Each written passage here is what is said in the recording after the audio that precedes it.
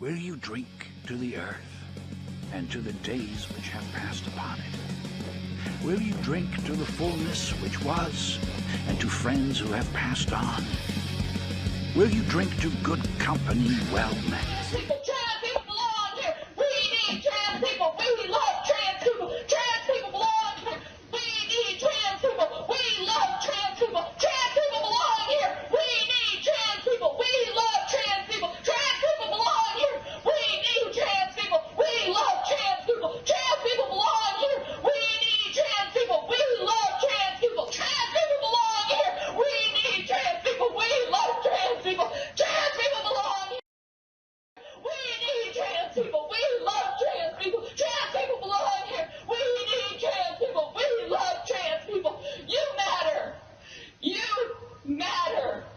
And I am fighting for you. And I will not stop. I will not stop today. I will not stop tomorrow. You are loved. You matter. You belong here. Trans people belong here. We need trans people. We love trans people. Trans people belong here. Canada is concerned about some of the positionings that Italy is taking in terms of the LGBT rights, but I look forward to talking with you about that because we're here at the G7 as an assembly of countries that are promoting the kinds of strong values and democratic principles that the world needs, and I always look forward to those conversations with you. Let's just zoom in on the Italian PM's face as Trudeau decided to mansplain democracy to her. Yeah, not happy. And this final look really sums up what all of us think of the repugnant, incompetent Trudeau. Your passport. Why has Trudeau redone it to delete Terry Fox, who ran halfway across the country on one leg to fight cancer? Why did he delete the Vimy Memorial, which honors 3,598 soldiers who died? Why did he delete this beautiful war memorial, or even the Parliament buildings beyond it? Well, to answer that question, you need to get the country that Trudeau wants us to become. The level of admiration I actually have for China,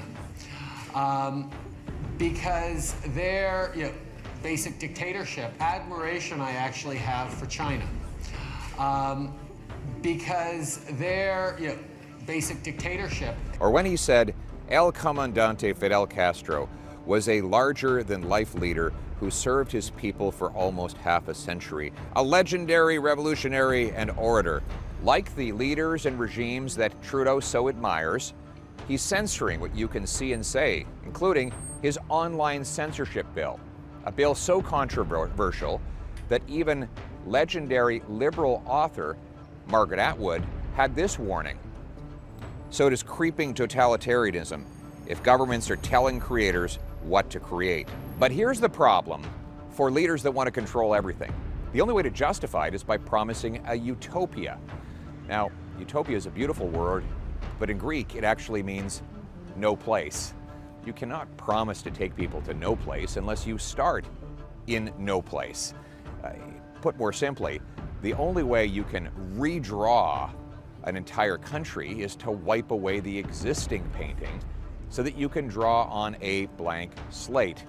Or as Orwell said, the past was dead, the future was unimaginable. All that was needed was an unending series of victories over your own memory, reality control. So they knock down statues of our past leaders, they delete words, they delete achievements, they even delete our most wonderful and treasured heroes. Even Nellie McClung, who, along with the rest of the famous five, proved women were persons, got erased from Trudeau's passport, this by a so-called feminist prime minister. Our soldiers, our Mounties, our explorers, our champions all had to disappear. Why? Because they show that Canada is amazing, above and beyond its government. If Canada is already amazing, how could you justify having the state bend and twist it into something completely different, as he tries to do every single day? We can have no heroes, and our history must be portrayed as a wretched pile of injustices to justify remaking everything from scratch. Instead, our national story in this passport looks now more like Justin Trudeau's personal coloring book, filled with trivial little things like Canadians raking leaves or a squirrel eating a nut. The country must be made little so that his state can be made big. There can be no heroes from the past that get in the way of the man who appoints himself the hero of the future. The regimes that Trudeau admires portray the dear leader as the only hero that could ever be. But you and I both know that the real heroes are not on state billboards or state television. They're the common people, the folks who over centuries had to wrestle control over their lives from the crown and put it in the hands of commoners. Our democratic tradition goes back 800 years to the Magna Carta, when the common people forced King John to sign the Great Charter that brought in liberty under the law. And over those 800 years, through fits and starts and many flaws, we've evolved closer and closer to a more democratic place where the people are in charge. That is a precious inheritance. It may be 800 years long, but it's only one generation deep. And if this generation, the living generation, fails to pass on what we inherited from those who came before to those that come after, then it could be lost forever. That's why it's so important to keep our common stories, our common symbols, and most importantly, our common sense. A passport is known for taking us abroad, but sometimes the most important thing, especially when it comes to our traditions and freedom, is to bring it home.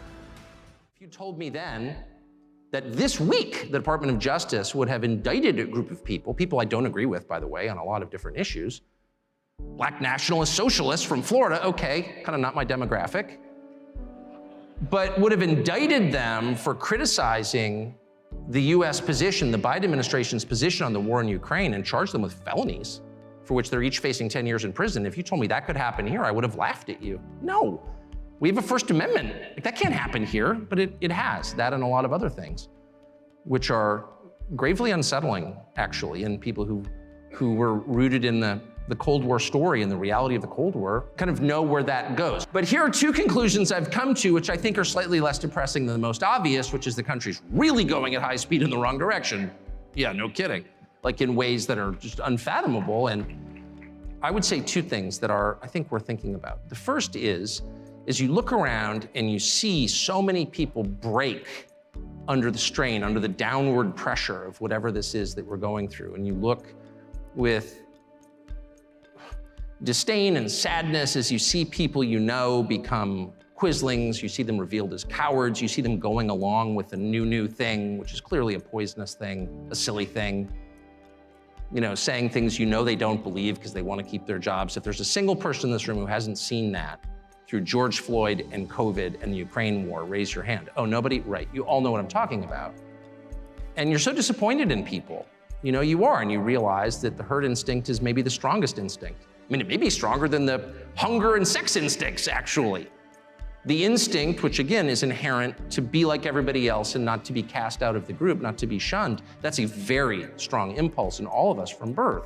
And it takes over, unfortunately, in moments like this, and it's harnessed, in fact, by bad people in moments like this to produce uniformity. And you see people going along with this and you lose respect for them. I'm not mad at people, I'm just sad, I'm disappointed. How could you go along with this? You know it's not true, but you're saying it anyway? Really, you're putting your pronouns in your email? You're ridiculous. You know, but no one else thinks it's ridiculous. Oh no, it's your pronouns in the email. What does that even mean? What does it even mean? You're saying things you can't define. LGBTQIA+? Who's the plus? The plus is invited on my show anytime. Find a plus and I'll interview him. What's it like to be a plus? Am I a plus? I'm serious. I feel like I'm an addition. Does that make me a plus? No one even knows what it is. And the whole society, LGBTQIA+. All right, what's the plus? Oh, shut up, racist. Okay. So you see the sadness happening. But there is, as there always is, this is a fact of nature and theology and of observable reality, there is a countervailing force at work always. There's a counterbalance to the badness. It's called goodness. And you see it in people. So for every 10 people who are putting he and him in their electronic JP Morgan email signatures, there's one person who's like, no, I'm not doing that. sorry, I don't want to fight, but like, I'm not doing that. It's a betrayal of what I think is true. It's a betrayal of my conscience, of my faith, of my sense of myself, of my dignity as a human being, of my autonomy. I am not a slave. I am a free citizen, and I'm not doing that.